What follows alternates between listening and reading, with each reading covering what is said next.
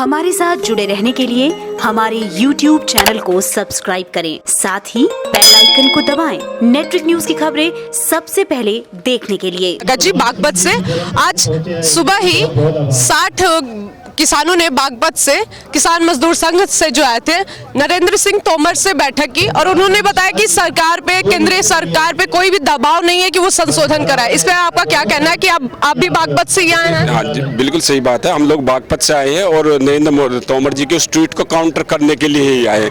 केवल कुछ चंद किसानों को आप ले जाकर हमारे सांसद महोदय बागपत के हजारों लाखों किसानों को प्रतिनिधित्व नहीं कर सकते। वो जो किसान है, मैं उनको चैलेंज करता हूँ, इस मंच के माध्यम से चैलेंज करता हूँ, किसी भी गाँव में एक चौपाल पर जाकर ये कह दें कि इस गांव के किसान जो है उस बिल का समर्थन करते हैं। कृषि मंत्री जी झूठ बोल रहे हैं, हमारे सांसद जी झूठ बोल रहे हैं। हम लोग आज इसी ट्वीट को काउंटर करने के लिए, आप यहाँ देखिए हजारों की संख्या में बागपत से किसान आए हैं। हम लोग यही कहते हैं कृषि मंत्री जी इस बात को छोड़ दीजिए। ये आप 2-4 लोगों को बिठाकर समस्त किसानों का प्रतिनिधित्व का होने का दावा नहीं कर सकते। वास्तव में बात यह है, चिंगारी सुलग रही है। इस देश का एक एक किसान, एक एक मजदूर इस बिल के विरोध में। अब हम लोगों ने अपना एक तय किया है कि हम लोग गांव-गांव जाकर इस बिल को समझाएंगे, क्योंकि कानून की बारीकियां किसानों की समझ में नहीं आ रही। अगर मीडिया पर उनका कब्जा है, प्रिंट मीडिया पर उनका कब्जा है, इलेक्ट्रॉनिक मीडिया पर उनका कब्जा है, जबरदस्ती वो अपनी बातों को थोप रहे हैं। हम लोग ये वादा कर रहे हैं कि तन मन धन से हम इस आंदोलन के साथ हैं। पश्चिमी उत्तर प्रदेश के एक एक किसानों को जगाने का काम हम लोग करेंगे। जैसे अभी आपने बोला कि बागपत से कई किसान आए हुए हैं आपके साथ, तो ऐसे ही हमने सुना है कि उत्तराखंड से भी कई किसानों का जुलूस आ रहा है, उसके बारे में आपको पता है?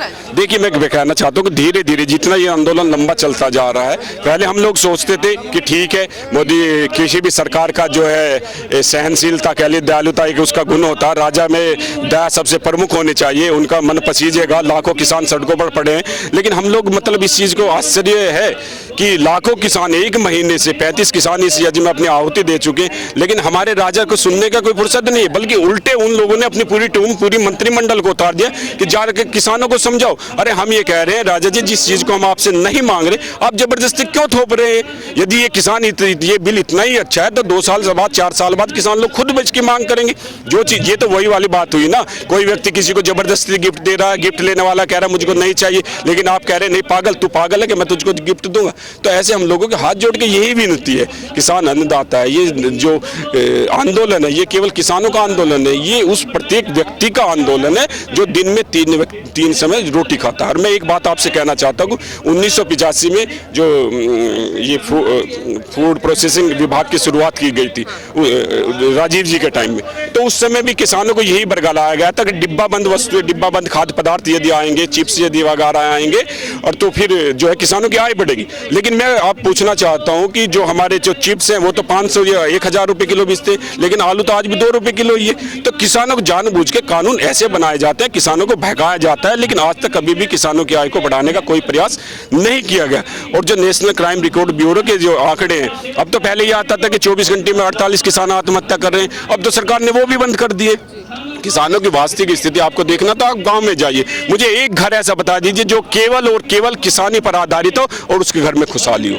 हम लोग पश्चिमी उत्तर प्रदेश के केवल किसान इसलिए रोजी रोटी खा रहे हैं कि उनके परिवार में कोई ना कोई व्यक्ति कहीं ना कहीं नौकरी कर रहा है या दूसरी चीजें कर रहा है, या वास्तव में जिसके घर में केवल खेती किसानी है उसके घर में 1-2 टाइम की रोजी रोटी का भी लाले पड़े हुए हैं।